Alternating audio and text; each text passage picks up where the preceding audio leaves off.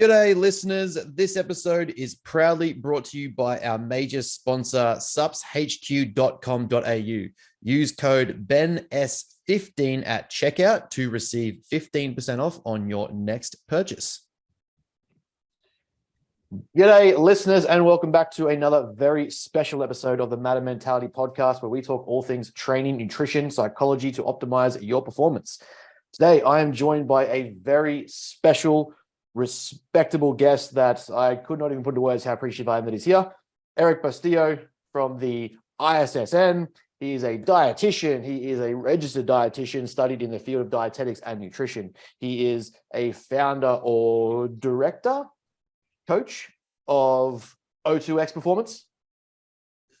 One of the nutrition specialists of O2X Human Performance. Nutrition specialist. Mate, thank you so much for joining us. It's an absolute honor and privilege to have you on here, because we are going to ramble and talk some shit and talk some BS and cover some myths, and you'll cop a lot of my Australian humor, and hopefully we get some of yours. So it's going to be fun to see kind of where the myths intersect between Australia and America, and what's like a global misconceptions and things that we'll get into. For sure. I'm sure that there's plenty of overlap there, because as far as BS goes, I think there's no limits to the BS that we could experience. So it's something we talk on. So this is my personal our personal business podcast. We have another one with a colleague that Brooklyn's already talked to you about, in terms of us doing a bit more interaction together. And we have a separate podcast, Bros with Brains, and we talk all the time about the polarization and the camps and the hypersexualization of just absolute BS that we have in this game. So there's going to be a shit ton for us to kind of dive into and explore, I'm sure. For sure, without a doubt. And it's not to get too much into it yet, but I have this inner conflict, because I'm like, yeah, there's so much BS, but sometimes I wonder, I'm like, do the people know that they're putting out this BS? Is it intentional? Yeah. Or do they have the best intentions and they think that this is actually the best way to do it? So it's a tricky space to navigate sometimes. That's one of the very premises that we kind of put in the podcast is are we assuming ill intent from these people, or at least giving them the benefit of the doubt of positive intent with negligent impact or execution? Kind of leads to a very heavy conversation. But I mean, to get started, there's a plethora of credentials here to cover, and I was like, to be honest, it's going to be easy to let you give me and everyone listening your background and how it all got started, because you are at the top of the game of what we do. So have at it. For sure. Yeah. So it was a beautiful sunny day about 36 years ago when I first came into this earth, and that was when it all got started. I've been in the field for well over a decade now. Mm-hmm. And I'm a registered dietitian. I went to Florida International University. Mm-hmm. And for some folks who may not know, because I get this question quite often, what's the difference between a dietitian and a nutritionist? Mm-hmm. At least, over here in the States, anyone can say that they're a nutritionist. You don't have to have any sort of credentialing.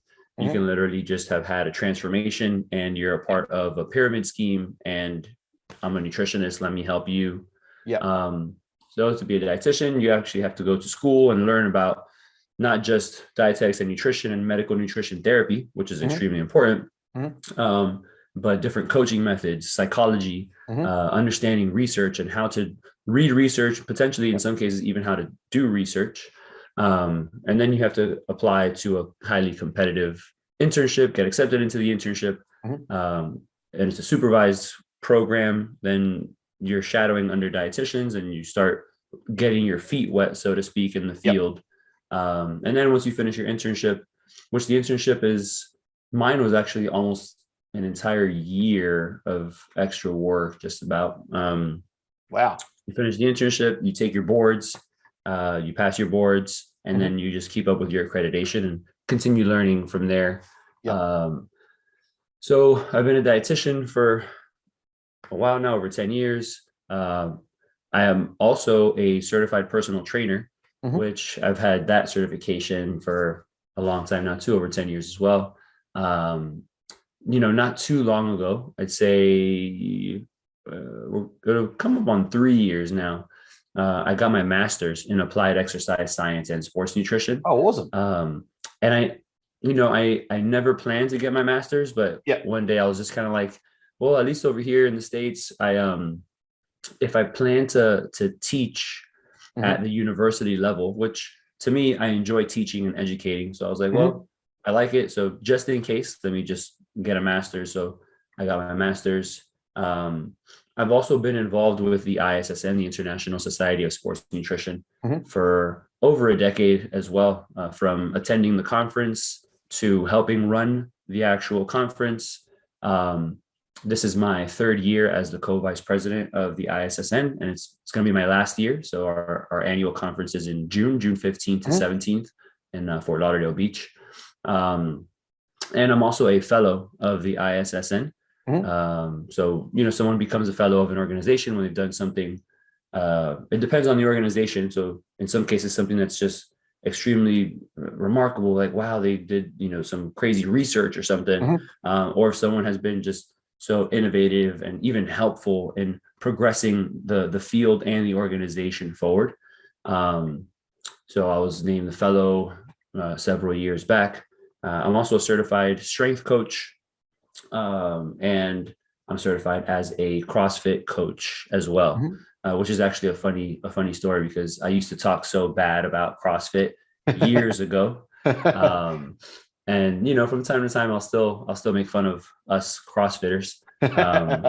But it's just I've fallen in love with the methodology and helping people progress through their fitness journey in utilizing CrossFit as well. So that's a little bit of my credentialed background. It's a little bit, just a smidge, just a few things. Exactly. What do you think? I guess just simply getting started, what drew you to nutrition and working with people? Like I know my interest in how I view nutrition and more of the holistic approach to coaching, I guess, where I help people physiologically, psychologically, nutritionally with their training. And so I understand where I sort of get my kick from it, I guess, or what drove me towards it. But for yourself, with such a vast degree of credential certifications, like what drew you to it to get started? It's a funny story because I don't particularly, I feel like I know when it happened. But I think it kind of started before that moment. So I always give my brother credit because he kind of he suggested to me, he was like, hey, why don't you become a registered dietitian? Excuse me. And I was kind of like, I don't even know what that is. At least when he suggested it to me. And excuse me, I looked into it and I was like, oh, this is pretty cool. I can help people make dietary changes and improve their health and their lifestyle, their performance. Awesome. I've always been into sports and I've always liked helping people. So even, I don't know, when I remember being in like middle school and high school and other friends coming to me like for advice and things. And I'm like, it's not like I know everything, but I guess I'm a good listener and I can give sound advice from staying within my realm of what I know and don't know. So I've always kind of been a helper and an educator.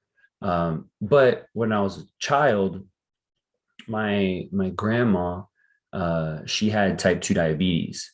So watching her, read her blood sugar levels, inject herself with insulin, and learning about how the nutrition impacted her health and her blood sugar levels and all of that. I think that kind of planted the seed for me. I think that was what initially kind of started it. And then everything just kind of went from there, from playing sports to seeing how the human body can perform, and then learning that nutrition has a huge impact on that. And I've always had a huge interest in anything like medical. So to be able to combine the medical field as a registered dietitian and to be able to coach people and educate them and see them progress, whether it's through weight loss and physique enhancement or just their overall performance, it just kind of makes me tick, Yeah, 100%. It's it's interesting how you've touched on something where I've several coaches I've talked with, discussed with, interacted with. We all seem to have something of a sports background that's led us to wanting to help people optimize their life or be healthier or perform better. Like we cop a lot of slack in the sense, well, especially over here, the way we kind of look at, say, like rugby league is our kind of identity sport, if you will. We cop a lot of slack from being the brain dead meatheads, just the cannon fodder charge front, just run into each other basically and go head on. But the people that I find most driven to help or most driven to see other people succeed seem to have some form of sporting background where there was some sort of intense sport or team sport or performance-based sport where it's like it's encouraged something or tapped into something where we're kind of, I don't know, more excited to see other people succeed. You kind of grow up in that environment, that nature where you're like, there was something that made us better. What was it? Or we were training more, we were eating better, or as a coach, our coach was giving us more strategy suggestions or whatever it was. And it's like that to us, we then carry to other people and like, you know what? I can see that in someone else. Or if you try this could work. Or if you try this could work. And it's just something that I've seen now in several conversations I've had where we all seem to have some form of like highly sports background that's led to where we are now. For sure. And on top of that, I mean, what did we all have in participating in those sports? At least one coach. Yeah.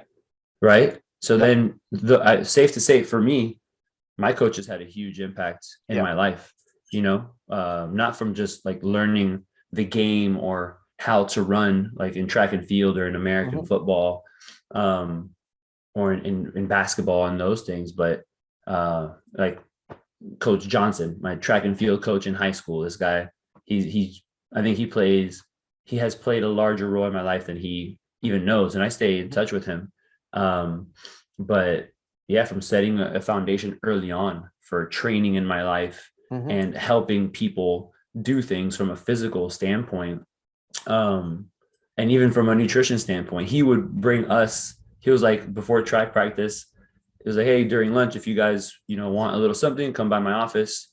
And he would give us like applesauce and like peanut butter and jelly sandwich, just to make sure we were eating enough kind of thing. You know what I mean? Yeah. So, it's important for people to have coaches also. I always say it's not necessary for everybody. In some cases, it might be necessary for people to have a coach. But having a coach is just, it could be a game changer for people, Yeah. It's something that all the different realms of life we have, I find for some reason people seem to think like, and it's not even a disrespect to them, it's just this weird assumption of knowledge, if you will, because it's not even a call to authority. It's not even an assumption, like an appeal to authority or anything like that. When we have like, financial woes, we don't go, I'll just figure it out. When we have engineering problems with our car, mechanical issues with our car, our house is structurally damaged, we don't go, oh, we'll figure it out. There's someone we outsource to and say, hey, come in and help us out. Like, I want you to fix this or fix me or help me budget better, help me stop expanding my income so much. Why am I doing this? How do I cut back on drinking or yada, yada. But for a lot of people, they don't see the benefit of what we can provide and how we are so passionate about providing it. But yet it can make such a vast difference. Like the people I've worked with, like some of my most exciting clients aren't even prep bodybuilders or elite performers. They're, I've had grown men, 40 years old, that I've assisted in cutting back from 4 cartons of alcohol a weekend to none. And you get those behaviors. You're like, we've just added 20 years to your lifespan for you to be that father, grandfather, great grandfather, worker, industrious, more creative, more excited. Like, I get as excited about that as I do watching my 2% body fat bodybuilders get on stage. And it's like, you're missing out on people that can have such a big impact on you, because not all of us are trying to take your money or run you through a scam or, like we said, we can get into that shortly, into like the BS around. Most of us that are genuinely educated or chasing education or continually upskilling, we're the same as like the chippy that comes in and wants to fix your house, or the mechanic that wants to fix your car, or, the financial planner wants to help you save money. We want to see you succeed or improve or fix something. Like, it's just such a, like you said, not everyone needs it, but I genuinely think a lot of people miss out or lose out on by not engaging with what we do or can help with. For sure. Without a doubt, it's one of those things that it can be a tricky subject because with nutrition, we view nutrition through this lens of fat loss, weight loss, and we forget that nutrition plays a role in so many other things. And when it comes to fitness, I think people view fitness through that same lens, that it's like, I got to work out to lose fat, to lose weight. And there's so much more to it. And that's just one piece of the puzzle, because, you know, when people have a coach guiding them in the right direction, I mean, it can make the world of a difference. And like you said, people hire, you know, you can call a mechanic, a financial planner, you know, whatever else, to do a job on something that this person needs. With nutrition is quite interesting because, and you've probably said this before and heard it a bunch of times as well, but everybody eats. So everyone is going to have some kind of an opinion. Everyone reads on the internet. Everyone knows someone. And what ends up happening there is that they kind of mistake experience for expertise. And not to say that their experience is invalid, but just because you eat, or just because you know someone who went through, you know, X diet, it doesn't mean that they're qualified to guide someone through it. And I'm not saying that they can't, because they probably can if they've gone through it. You know, experience sure is a great teacher. But it also doesn't make someone a great teacher always, you know. So it's one thing I've noticed most, I guess, in my coaching practice is, so my background of education, current study is behavioral psychology or clinical psychology, majoring in clinical psychology and behavioral science. And that has had more of a profound impact on my clients and how I approach coaching and how I diversify my communication and my coaching skills, because a lot of people don't realize the psychosocial impacts that nutrition has, that social environments have, that socioeconomics have in what we know about nutrition, how we've learned nutrition, what's available for nutrition, where we shop, where we buy, what we're marketed to, like all these different things that psychology plays a role in that people don't grasp. They just think, why am I getting a nutritionist or a PT? He's just going to make me eat chicken and broccoli, or he's just going to make me do X, Y, Z, and this is all I get. The thing I found most insightful is actually finding a client's psychology and looking into their head and kind of, you know, looking at behavior change models, looking at motivational language, looking at how we talk to them, looking at how we get them to buy in and how they overcome objections and overcome their own biases to get that next step. And, you know, it might be as simple as, like, I've had clients that would refer to past traumas in childhood where they were abused or beaten by a parent because they didn't have finish their veggies on their plate, or they didn't finish their food on their plate. So they have these hangups as they would come work with me around, I just don't eat greens because it makes me sick, because like when I did it, you know, as a kid, this would happen. I was like, well, you know what? You know, what can we get into your diet that's a bit nutritional? What can we get in that's a bit more, you know, a bit more on the nutritional spectrum than just like chicken and rice, or just, you know, a piece of bread and some ham. Let's get something in there that's a bit more nutritionally dense for us to actually get some health out of it. And all of a sudden, their whole, like, their mental cues was switched by just looking at the smallest possible change, or what's, you know, not this ultimate pressure of it's got to be chicken and broccoli, or it's got to be broccoli and spinach and cabbage every single day. Like, I'll work with you and your head and where you're at. And then we can, you know, from there, we can progress it forward and make better changes as we go on. That to me, again, is like more rewarding side around the psyche of a client than just saying, here's your bro bodybuilder diet. Don't get me wrong. Those diet types work for a lot of people where you just like, we just want rigid simplicity and just want to eat the same food. But getting those clients that can psychologically move through the behavior change process and see the benefit of something they didn't think about in the past, that has made a bigger impact for me with my clients than just going, oh, I can help you lose 20 kilos. That's just a deficit. For sure. The psychological component, the history of everything. You worded it greatly. There's so much that goes into it all. Essentially, what we're trying to do is help people change and reprogram habits. That's a big part of everything. And we have to get into the psychology oftentimes. And to be a coach, you have to be a unofficial psychologist. Oftentimes, you know, or an official psychologist, right? Like, whatever it is, but there's there's definitely something to that, and history, family history, medical history, past traumas that haven't been navigated, like all of those things play a huge role. And how do we navigate that? Yeah, exactly right. Like where's the line, I guess, of knowing where the burden is, or knowing what I can work with, or how I can make suggestions without overstepping bounds or triggering issues. But at the same time, like, how can I get you to make these changes for the best of your benefit? That, I want you to succeed and actually reach that level. It's going to require you to do some things that are uncomfortable, but we can step towards it, tiptoe towards it, not so much, over here, there's a really big influencer coaching scene where it's like I have no care for the client. It's just simply I've got X thousands of followers, buy my program, see you later. And the amount you Yeah. hear where it's just like meal one is fish and this veg and this, and meal two is this and this and that. And it's like all templated, mapped out. If you don't eat it, you're a POS. Get off my scene. Don't talk to me. I want nothing to do with you because you're not going to get a result. Reality is now we're the ones who have to come in and kind of correct that experience, or make up for it, because they've had such bad experiences with what they think is a coach. Reality is we wouldn't refer to that as a coach. There's just someone taking advantage, and we've got to come in now and kind of hyper correct that experience. Say, look, that isn't how it works here. Like the amount of light bulb moments I get with a client where they can have ice cream or crumpets or pancakes or cereal. Like my bodybuilders, and I'm like, hey, you've got 800 grams of carbs a day to eat. Some of that can probably come from some cereal or some LCM bars or some muesli bars or some lollies before training. They're just like mind blown, because all they've had in the past is like, it's got to be oats and potato and rice. Yeah. So imagine having to uh, kind of de-learn and deconstruct what people believe and show them something new. But that comes with the territory. It does, right? It does. It's one of those, like, sometimes like I wish I could just be ignorant, but at the same time, it's like it's bliss, but is it really what I would want to do?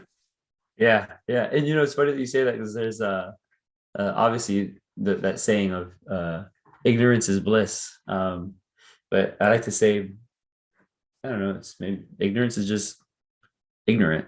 Yep. Like at what point do we recognize, like, things aren't right, maybe, and they could be better, even if it takes some work. Yeah, exactly right. Like one of the biggest premises I have with my clients, like, don't get me wrong, the entire existence of what I wish to study in clinical psychology and performance psychology is how to take people and have them operate as an elite performer, even in their own life, whatever the world is that you exist in. You could be a mother of two, you could be a dad of the SAS, you could be, a pro bodybuilder.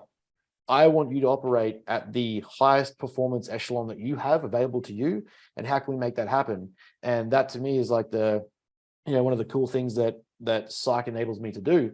But it's like, even across all our realms of client, I get to kind of, play with that, I guess, if you will, where we're not just treating just the pro bodybuilders, not just treating just the elite athletes. It's, the ins and outs of all of our clients, the general client, the general person who just wants to get better. We're correcting things where we're kind of stepping in here and saying, hey, look, you can be better.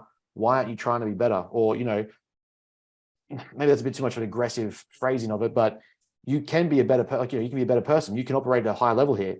You've set the bar so low for yourself, but just because my bodybuilders are doing this doesn't mean you can't. You don't have to be a bodybuilder to want to be healthier, stronger, fitter, be more accurate with your nutrition, be better with your training intensity. Like, when I can get people at the gen pop level think like that, to me, I'm like, I'm not trying to make you a neurotic, obsessed robot. I just want you to see that you have a high level to operate on. The world's told you you're kind of here, and this is the low tier, if you will. Like, you're okay here. I want you to, like, I think you can be here. You can be operating a whole other level, not just in your training, but in your nutrition, your lifestyle environments, sleep routine. And when they get there, it's like, that to me is like a fucking, I could not even put into words how good that feels when that sort of happens. And it's like, I've taken someone who thought they had a cap and they had a ceiling, and we've just broken through it, and they're at a whole other level. For sure. And then from there, they just kind of they feel unstoppable in a way, Yeah. which is great, because they can kind of build off of that momentum. But sometimes, like, you were kind of mentioning, like, oh, you had said something, and you were kind of like, oh, that might be a bit of an aggressive way of saying it, but I think in us talking about it, we can talk about it however. Yeah. But what really matters is how do we tell the patient or the client, Yeah, right? exactly right. You know, so it's am I utilizing motivational interviewing? Am I using like my emotional intelligence skills and communication skills and all of that? And then to help someone break through a barrier is just it's funny because it's like it's kind of selfish as someone's, you know, as someone's dietitian, as someone's coach, as someone's trainer. But it just feels, it's like we feel good seeing somebody else feel good, you know? Yeah. So 100%. Like for me, and I'm sure even with like your elite like military athletes and your elite performance athletes, I'm a similar way when it comes to like my bodybuilders and stuff like that. Like I get more like I've been on stage, I've competed, I've won like minor titles in Australia. I get more excited for my clients that I see coming into shows or coming into season where I'm like, holy shit, this is the best you've ever looked. I get a kick out of, I'm like, we did this. Like this, you look like this, you're about to do this. We did this together. Like that to me, and I'm sure you're the same way when you look at like you work with those elite military teams, you're like, you guys have gone from this to this as an elite, paramilitary, special forces, police, defense force, whatever it is that you do. Like they're already at a high level, but we get to see them go to that next level. And you're just like, that's so good. yeah, it's always gratifying to see them just push a little bit more. Is how do you take someone who's already elite at the top of the top and make them a little bit better? And sometimes it's just a very small thing that kind of helps do that. And then sometimes even with whether it's firefighters or police officers, or even top military guys and girls, it's like they're also subject to poor nutrition information. So even just changing one little thing about their perception makes a big difference. Yeah, 100%. Like just, I think it runs the spectrum, right? Like it runs the whole level. Like if we put say Gen Pop to elite athlete on a spectrum, if you will, just being able to do that with anyone, I find it runs a whole other level. Like when you can see that whatever level they're at, that next level of knowledge click, and you kind of you get to that point where just simple things like prescribing or suggesting like, hey, if you love Coke or you love drinking cola and you have that 4 times a day, what if we swap it to a Pepsi Max or a Coke Zero or a Diet Coke or a diet beverage? And they're just like, I can do that. You're like, yeah, you can. Yep. Sometimes it's the simplest things that make a big difference. Just I don't know, yeah, it's little things like that to me that just get like exciting, I guess, when you're, regardless of the level, when there's a breakthrough of knowledge when it comes to something. Because I guess to us it can come across so simple, right? It can come across so mundane and easy. Like we just, oh, you're not having enough protein. Like how are you not getting more chicken in, or how are you not having enough, beef or salmon or fish or more eggs, or you're consuming this much liquid calories. Why don't you have a ice Americano, or why don't you have a Pepsi Max? Like to us, it's so simple and it seems so mundane. But when you can get someone who's never thought it before and they catch it, they get it, and you're just like, that's good. That's exciting. For sure. And again, it's just the small changes, the little things that can make a huge difference. But to us, because we're in it, we're in it all the time. We've learned about it. It's our expertise and all these things. It just comes so normal and natural, where I find myself having to remind myself, like, wait, hold on. They don't know this. Some people don't even know what foods are examples of protein. So that's something that it's always important to keep at the forefront of our mind. The educational piece is so important. Like, I'll never forget, I was giving a presentation one time, and it was like a community presentation, and it was a lower income neighborhood area down here around where I live. And I asked the group to give me an example of protein foods, right? Because we were kind of talking about like, maybe some people don't even know what protein foods are. And to us, it just comes so natural because we're in it all the time. And the gentleman said rice.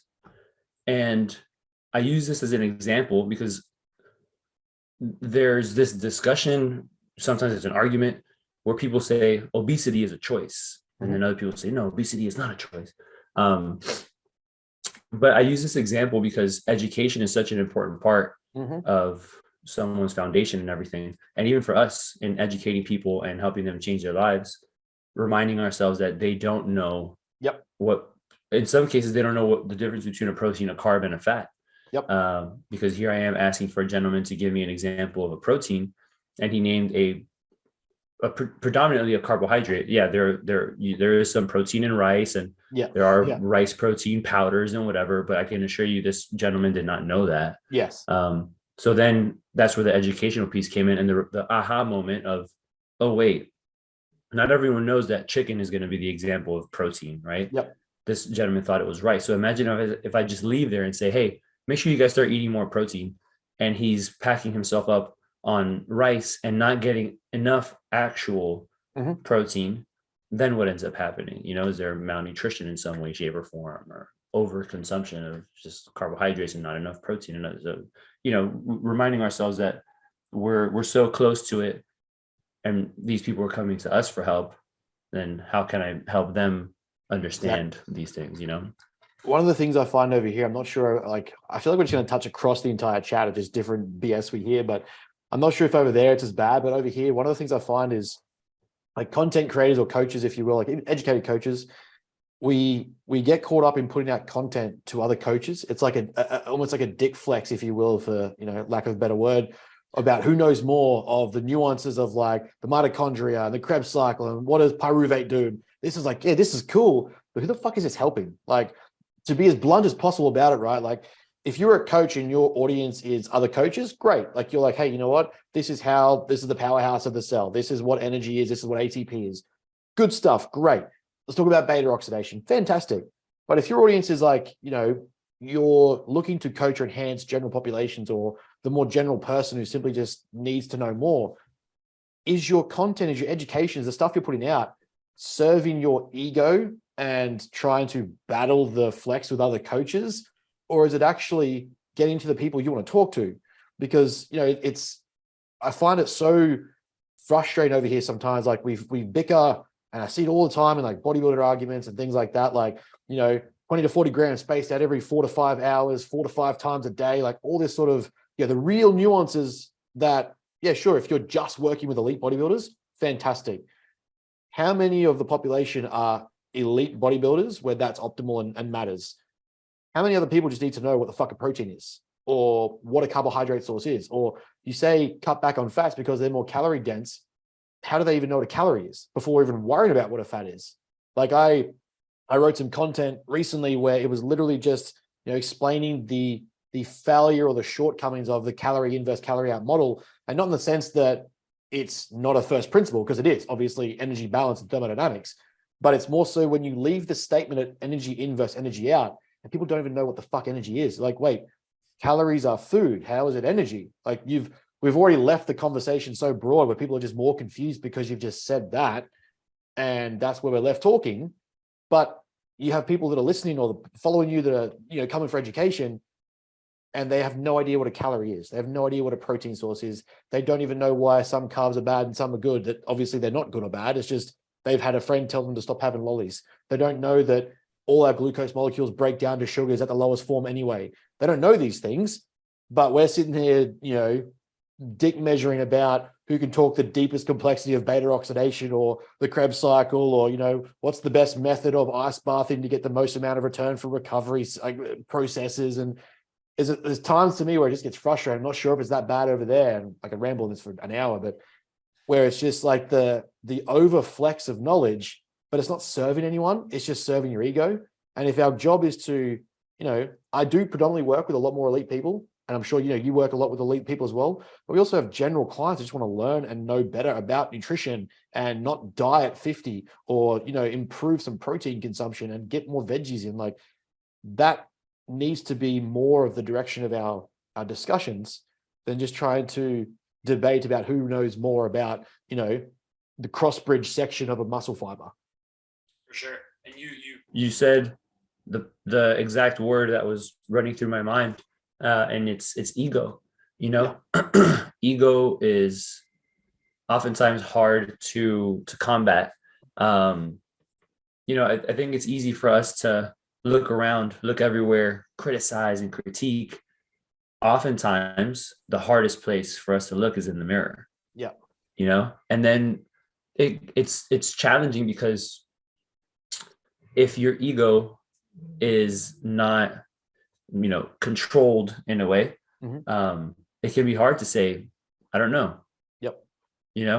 uh, even though, and I think that I'd like to think that it comes from the best places, Yeah. where people have the best intentions to want to educate as much as possible, but then getting lost in these nuances,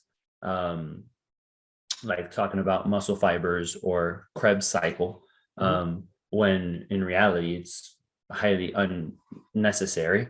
But I think we get caught up in wanting to sound smart. Yes. And it is important to educate, but then it's like, am I really serving the population that I'm working with? Am I serving them well? Ego is hard. Sometimes it's okay to just kind of say, hey, you know what? I don't know that, but let me look it up for you. I can find it for you, and I teach that to a lot of my students. As being a dietitian, I'm a preceptor for students, so I'm a mentor for them and whatnot. So one of the biggest things that I say is, just ego is a bitch, just leave it at the door and try to help these people in an unbiased way as best as you can, Yeah. I mean, I think it's one of the most powerful things a coach can say to acknowledge that we don't know, because if we look across fields of different spectrums, I don't go to a general, like I drive a Mazda. I don't go to a general Mazda mechanic and say, can you give me the nuts and bolts of a Ferrari? Like I'm not going to come to you if you can't tell me about that. Or I'm not going to have you fix my Mazda because you can't tell me how the Mr. Schmidt engine works from 1945. Like if you can't tell me that, well, I'm not coming to you. Like there's never a time where I do that and expect someone to know in another field what they don't know. And so, but when as coaches, for some reason, we can't sort of put that lens on and go, well, it's perfectly okay to say, I don't know. This person isn't expecting me to know everything. They've asked a question because they potentially don't even know where to look. I do know where to look. Give me 48 hours, I'll get back to you. I enjoy research. I enjoy learning. I enjoy looking things up or challenging myself. You've brought up something I don't know.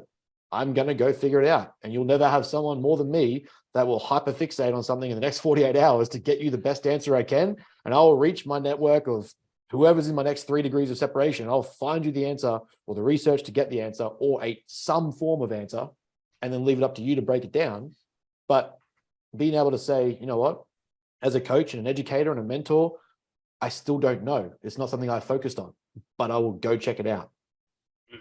And that's a skill in and of itself, to be able to say that and do that, because we want to have all the answers. We want to save the world in the snap of a finger, instant gratification, instant solutions. But that's not always the case. And something else that I mentioned to my students is we're never going to know everything. Oh yeah. It's okay to pursue learning as much as we possibly can. But even in our respective field, we're not going to know every single thing. And we have to be okay with that, because that I think can help keep our ego in check oftentimes, as long as we're willing to accept that, 100%. I think it's the curse of anyone that seeks intellectual growth, is that we will forever chase knowledge that we'll never completely own. And there'll always be a new phrase or a new term or a new trend or a new potential idea. And like Dr. Peterson talks about, being in the psychology realm that I am, I love when he puts things in the right phrase. Approach someone or listen to someone with the intent they have something to teach you or that you don't know.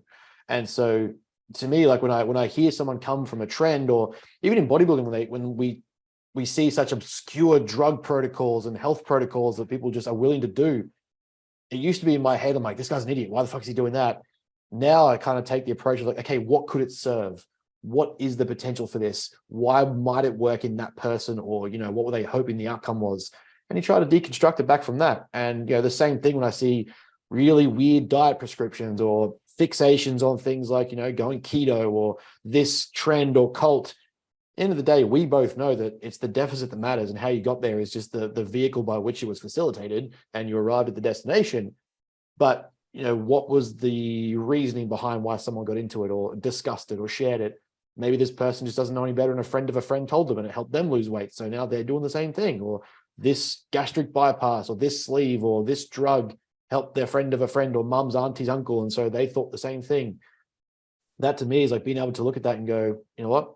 I don't know all the answers. I don't have all the solutions. Perhaps someone has something to teach me here that I wasn't aware of, or that there was a benefit to, and I can potentially implement that or take that understanding and apply it to my practice. For sure. Most definitely. And what can I learn? How many different things can I learn? What don't I know? And then being able to grow as a professional, as a practitioner from there. Because we can learn so much from even people who aren't in the field, from their experiences, there's plenty to learn, and there always will be, Yeah. I look at it, I'm not sure about how you approach it, but to me, like one of the things that the MATTR education system wants to get into is in Australia, putting together an online institute where we can confine education to a small, like a more compact, I guess.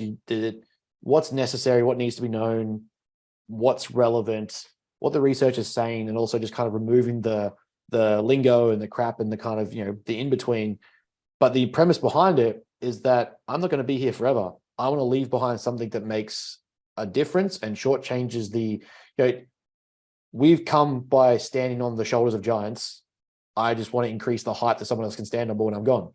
That to me is like the entire point of advancing human performance and human knowledge, education, research, is that whoever comes after me in the field that I'm in, they have a better platform to leverage from now than I did when I started. Most definitely. Am I leaving something better than when I found it, than when I first got here and whatever else. So that's and I'm not going to say that I think everyone approaches things that way. But I think that just kind of talking about like misconceptions and myths and all of that, I think most of us have really good intentions. Just oftentimes either the information is wrong or their situation is wrong, or something along those lines, because I'm sure over there, just like over here, we have plenty of people putting out poor information. So how do we correct that? How do we leave our field and our profession better than when we first got into it? Am I really helping progress it forward, or am I just contributing to the BS that's out there, Yeah, exactly right. Like, how can we literally just make it a better place? How can we make it a better, like there's so much noise, and that was going to be one of the questions I kind of allude to is, the current state of social media and the vast expansion of social media.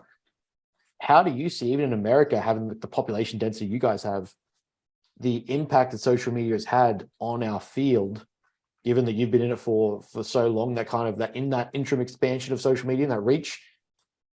Have you seen, or, it's going to take that premise that you hope people are doing it for the right reasons, but are you seeing social media be beneficial for dietetics, sports nutrition, nutritional intervention, behavior change, or are you seeing a lot more, too much BS that's kind of like, we're kind of fighting uphill, right? We kind of get to, sometimes we're fighting uphill of the BS that does get out there, but is it worth it? Yeah. My answer to that is just yes. Both, everything. Like legit, there's just I think it has helped our field out. Social media. I think that we're able to put out really good information. But we know that with the good also comes the bad. Yeah. So it's so hard because we have an excellent platform to educate and put out the information that's going to help and make a big difference in people's lives. Now, at the same time, since I have the access to the platform and the internet, just about everyone else who can have access to it does. And just like in anything, there's good and there's bad. There are amazing police officers, and then you're going to have those bad apples that, you know, everyone that make the news, and then everyone thinks that police officers are horrible. I'm sorry, who are you calling when you're in an emergency? I think we all know what numbers you're going to hit on that phone. Yeah. We hear about the doctor that you know, did this, I don't know, it was like a money scheme basically. Just because they're trying to make even more money. It's like, you're a doctor, you're working with people, and you know, at what point is enough? Like, do you not have enough money? Then now you have to scam people. So there's always the good and the bad in every profession, and that is just magnified times 1 million on the internet with social media. I think that it has certainly helped and is a benefit for the dietetics field, dietetics and nutrition. But there's always going to be both. There's always going to be both sides, the back and forth. Because again, wherever there's good, there's evil, and wherever there's evil, there's good. And I think the internet has just shown us more of what we just didn't see before. And this is where ego also comes in, because now not only are we seeing more information, more things, more this, more that, but am I also just trying to get more popular? And I'll even use myself as an example. There was a point in time with Instagram in particular where I was just so like, oh, I got to get more followers. I have to get to that 10,000 number. How many likes am I getting on my, and then eventually I got to a point, or part of my language, but I was like, fuck that. I was like, you know, I'm not going to be a slave to something like social media and other people's perception of me.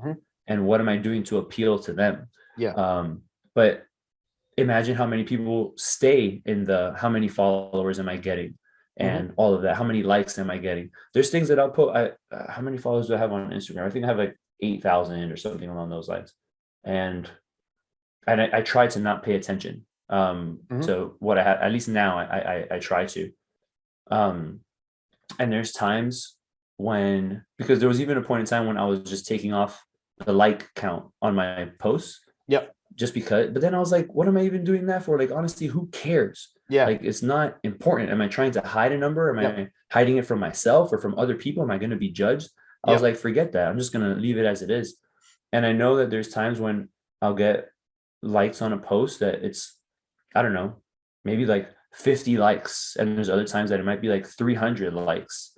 And before, I remember being the person that would judge an account and being like, oh, this person paid for followers because they have whatever, 9,000, 10,000 followers, and they have like 20 likes. Although at the time, I think it was true. And now there have been changes to the algorithm on Instagram.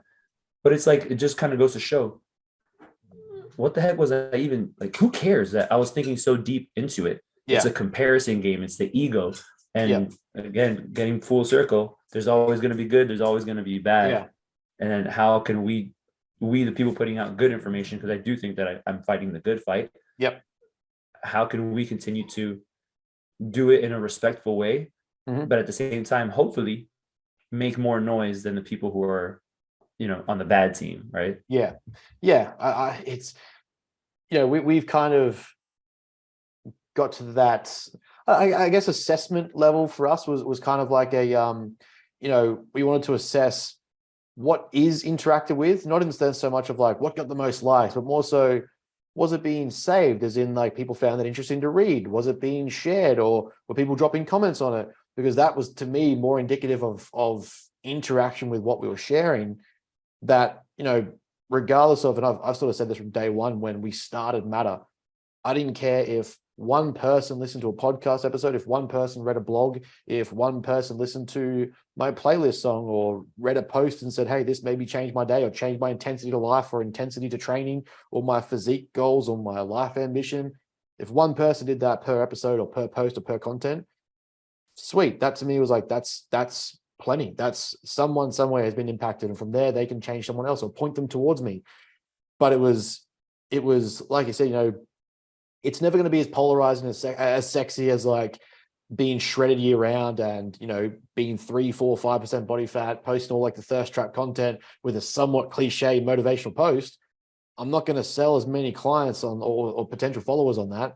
But at the same time, the ones who I know that come to what I give or what I put out genuinely must be interested in true knowledge, or at least what I hope is true knowledge or upskilling or education, or just putting out something thought-provoking, because we aren't chasing it just for clout. I'm just putting this out. I'm going to make you think. I'm going to make you question. I'm going to challenge you. I'm going to make you're probably insecure. I'm going to make you somewhat unconfident, hit your ego a little bit. But at the same time, the point from that is to go, well, why did that hit my ego? Why did that make me insecure? Why did that make me challenged? Or what did I think I knew before I was following this account that now I know? So, like you said, it's not about when we do it properly, it's not about just getting clout 24/7 or, having 1 million followers, because that's not indicative of us giving away good information. It's just that, sure, if more people saw it, fantastic. But are we putting it out with the intention to help? Yeah, most definitely. And that's where it's this balancing act for me, at least, where I'm like, a part of me would love to have however millions of followers because of the outreach. Obviously, that gives you access to help more people. However, never at the cost of my mental health. Like it's not gonna cross. I'm not gonna cross that boundary where I once, and it didn't like ever drive me crazy in particular, but I was just, maybe obsessive. Maybe I'm using that too lightly, but I was just so hyper focused on, am I getting more followers? And I gotta make content, post something every single day.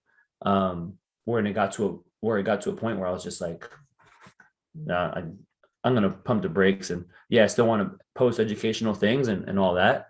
But again, never at the cost of my mental health. And I hope that other people can do that and manage it the same, because we get so caught up with what's going on here on our phone and in the internet and all these things, that we forget about what's going on in here, in our heart, in our head. And then I think we just kind of go chasing clout oftentimes, and it's like, we don't need to do that. It's balancing that with balancing, like, did the post get shared? Did people like it? Like what you were saying? Because if people are liking it, now it's like, all right, well, I want to post something that people are liking, gravitating towards, learning from. So it's almost balancing I want to focus on the numbers with I don't give a fuck. Because we're trying to, at the end of the day, right? Like the number of followers is great, but at the end of the day, I guess our priority is the people we are directly working with. Sure, the increased reach means we can help more people and reach more people, but as coaches, as nutritional coaches, as PTs, online coaches, strength coaches, our main priority, and this is something that I've always tried to preach to people that follow, coaches that follow me or coaches that we work with, is that our main priority at the end of the day, regardless of level of reach, is the people that have our time because they've given us their money. And we've promised them an outcome, or at least, enlisted them with the intent to get them an outcome, that this is what we're going to do. If all of our time is spent towards we're playing I generally find if the coaches that have all that time to make all that trappy content, cliche content, I would like to look at how they're interacting with the coaches, the clients they have, and how they're helping them. Unless you've got a team of people already building your content for you, you're just kind of sharing it. But if you have all that time for that clout content, that trap content, that clickbait, how much are you actually putting effort into your clients and really helping them with the behavior change or the lifestyles change or the elite performance that you promised? For sure. And that makes me think of something else too. The content that we put out, all of this is time consuming. And something else that's time consuming and kind of energy, I'm not going to say energy consuming, but energy giving, is the effort and time and energy that we put into our patients and clients. All of this takes time, and it's something that we are giving ourselves to these individuals to help benefit them. And hopefully we're doing that in the best way possible that benefits them, but also doesn't come at a negative cost to us. And again, the mental health component, the physical health component, we shouldn't be losing sleep and missing out on meals and not training and getting too much in our head and stressing out because we're helping other people. Yeah. In an ideal scenario, I know that it happens. I've been victim of it before. Yeah. So, I know that it happens and we do that. But hopefully we learn from that, because we still want to continue to help people and put out good information and continue fighting the good fight. Right. Yeah. 100%. Completely agree. I guess the next part I would really love to explore. I'm not sure how much time you got because I could ramble forever, but I would love to dive a bit more into getting into that elite performance with O2X. Is O2X performance? Am I saying that right? Yep. O2X human performance. Yep. Yeah. So so from what I can see and what I've gathered from it, you guys are doing elite things with the elite performers being military, defense, emergency services personnel, like across a spectrum of that realm. How did that come about and what got you kind of into that? Because that to me is like, again, that next level of, we've covered Gen Pop, we've covered lifestyle stuff, we've covered our basics of just coaching general people. But when you get to that elite of elite, shit starts getting real fun. For sure. Yeah. And just from a time standpoint, I have about maybe like 10 minutes or so. Awesome. But to go into O2X, you said something great before, standing on the shoulders of giants, right? O2X, I wish that I could take credit for creating it, but that would be extremely far from the truth. It was actually founded by 3 former United States Navy SEALs. Oh, wow. And yeah, so they saw like, hey, there's a space here for people like us when we were in the service, where more can be done for their nutrition, their fitness and training, their mental health. So how can we go about doing that? And they just kind of, took it and ran with it. And I've been fortunate to be with them for, I want to say coming up on a couple years now, as one of their nutrition specialists. And I want to say last year I was one of the top 2 specialists, because we have specialists in nutrition, in sleep, in physical fitness, right, and sweating and movement and all that. We'll have specialists who teach yoga to these men and women, mental resilience. These are all things that were topics that we're covering with these elite athletes. And for me, it's an amazing opportunity to just educate them, give them actionable items. Our main thing at O2X is 1%, right? Like get 1% better every day, or at least as often as you can. We know not every day is going to be the same. Progress, not perfection. Progress, not perfection, right? So how can we get these? I mean, some of these people will kill you in the snap of their fingers, kind of thing. So helping them have this mental acuity, right? Marksmanship when they're shooting, and understanding that they're also human, right? So there's still the health component. They're still susceptible to BS that they hear on a podcast. The difference now is that they have someone like myself who can kind of decipher this for them, who understands the research and all of that. And I can help them understand, like, hey, you don't need to take this supplement, right? Or, this is what we know so far about peptides. And even something that I think everyone can agree on is muscle preservation and longevity. These are all things that some of these women and men just, they don't think about it. Why? I mean, I think sometimes for obvious reasons, they're, I don't know, too busy making sure that we're okay. You know what I mean? But it's just so awesome what we do at O2X, because it's helping the top of the top. It's my way of serving, right? I was having a conversation with some of these guys one time. It was a group of, I think it was maybe like 10 guys. And I was like, I never served in the military. But man, it's like, I've always been patriotic, and like I love my country and all these things. And he said something that was pretty cool. So for this to come from someone who was a top person in the military service, he was like, well, thank you for what you do, because you helping us is how you serve. So Yeah, you are serving your country. And I was like, hell yeah, like that validation to me was great, you know? So yeah, so just being able to have that impact. And it's all throughout the United States. So from the Army awesome. to the Navy, it's a great program. And is it one-to-one delivery, or is it more like educational, like workshops where you come together, you meet them, present to all of them at once, kind of like more like workshopy kind of things? Or I'd say it's a mix. For the most part, we're doing workshops. Yeah. Just for the most part, but it's cool because they do get to. I like to give them a good bit of Q&A time. Yeah. So in that Q&A time, they're able to ask questions, and we build a very comfortable atmosphere for them. Yeah.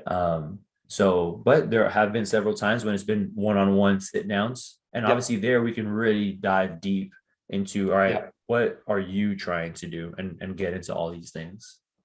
Yeah, that's unreal.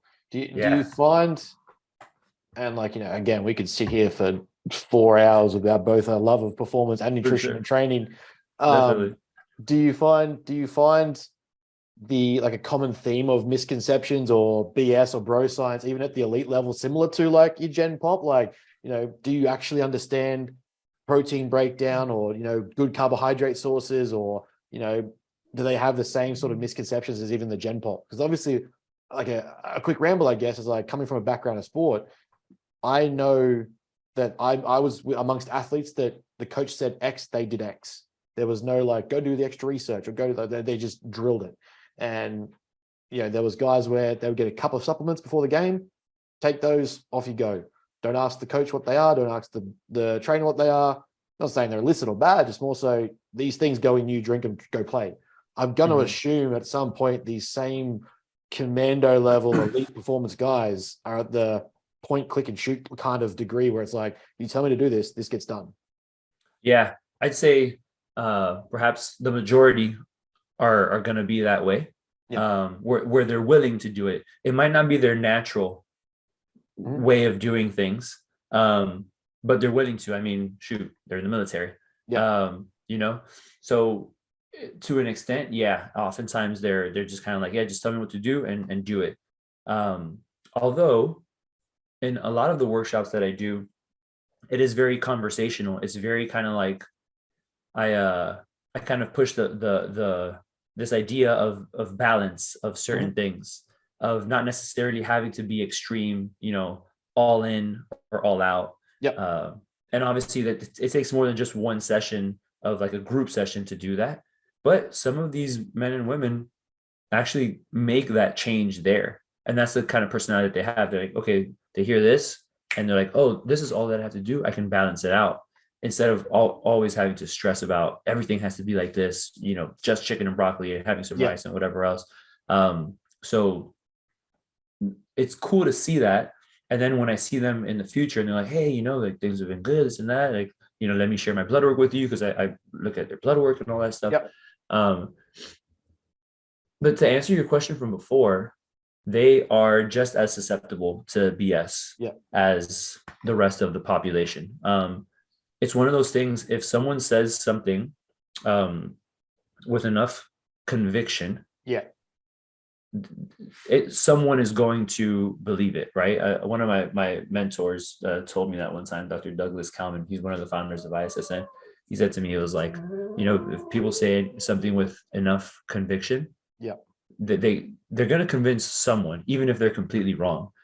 And unfortunately, that's some of the stuff that we hear on podcasts, on the internet. So these men and women from the elite of the elite armed forces, they're susceptible to this too, It just, like, reinforces the craziest part to me is that they are such lethal weapons, but still human, that they can be, susceptible to the same mistakes or hiccups or problems that we can have Karen down the road go through. For sure, without a doubt. And I think all of that is humbling too, because at the end of the day, we're all the same, or we're all not that really different. You know what I mean? Like it's in life and going about things. Introspectively, I try to give myself credit for like being where I'm at and getting to where I've gotten, because everything takes work. Yeah, I've for had an sure. amazing support system in my parents, my brother, amazing friends, mentors, just experiences, even former bosses that ended up being horrible people, but I Yeah. still learned from them. Um, and so it's this balance internally of like the humble reminder of I ain't shit kind of thing. Yeah. Yeah. You know what I mean? Because we're all not really that different kind of Yeah. thing. So it's like there's nothing special about me, Hmm. and I'm one of a kind. Yes. You know what I mean? So it's being able to do that in this world of nutrition and fitness and misinformation and good information, and just kind of keeping ourselves humble, but giving ourselves credit too for even just running the race, you know? Yeah. Yeah. Like there's a power to, almost a responsibility that comes with the power of the knowledge, but also not being so caught up in the ego and the arrogance of thinking that you're the knowledge expert on everything and that you're, top dog of the 1% and everyone has to listen to you. Not you personally, just more so as like, in a generality sense, that responsibility to be ethical in how we approach our knowledge. And I guess also to be humble enough to know that we have a lot more to learn and we will continue to learn. And someone's probably going to come up and learn more than us. For sure. That was very well put. I couldn't agree more with that. Mate, I'm going to talk you off for another 4 hours if we don't interrupt, and I don't want to hold you up any further. But I genuinely appreciate your time and effort and just jumping up early. It's at 6 a.m. over there, I think, or it was 6 a.m. when we started. So thank you very Yeah, much for giving me your time. It's it's very humbling, and I muchly appreciate it as much as I can possibly put it. Before we go, I guess like one thing to we kind of touched on a few times with like BS and myths. What would you say is your, like, without even explanations, your top 3 myths in America that you find are like, these have got to change, these are killing me? yeah. But for sure, one of them is that protein is bad or eventually bad. Yep. Yep. The second one, speaking of another macronutrient, is that carbs are the worst thing for us, and we Yep. have to completely eliminate them.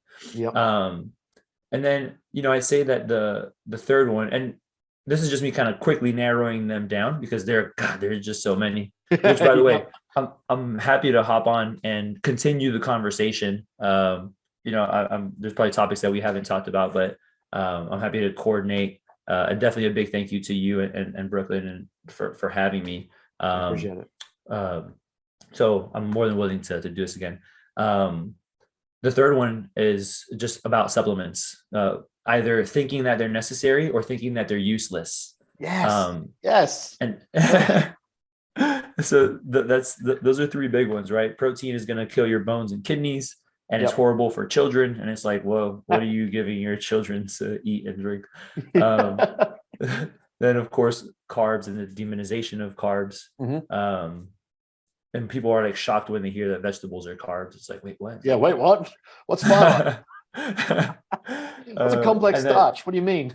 yeah, it's a wild world out there. And then of course supplements. Supplements, they get the crap end of the stick oftentimes, and then they also get touted as Yeah. necessary and the most amazing things. And it's like with I, most things, the answer is going to be somewhere in the middle. I spent 5 years working for a supplement company in Australia, and one of the biggest problems I always had was copying slack that we were selling poison and fake and blah, blah, blah. And like the real extreme evidence-based crowd in Australia were like, you guys are scumbags. I'm like, actually, most of the people that come in here, I end up changing their life with a simple thing like getting some more protein in, or have some creatine, or here's some fish oil, or here's a vitamin of some sort that's very just simple.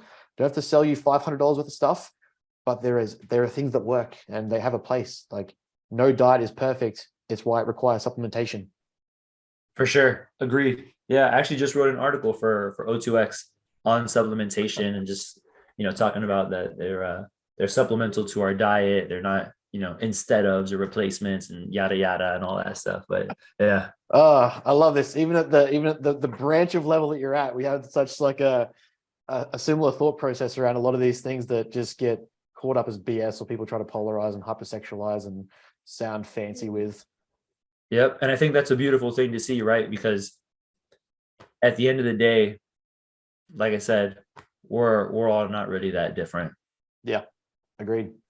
Again, mate, thank you very much. I will not hold up you any longer than I will. Otherwise, we'll be here all day or night for me. But again, thank you very much for your time. I greatly appreciate it. And we'll no doubt be in touch either to catch up when we're in the States or to have another chat, hopefully sometime soon, and keep it going. Yeah, please. Hopefully both, right? If you're ever out here, it'd be awesome to be able to see you. We're coming over August to the East Coast.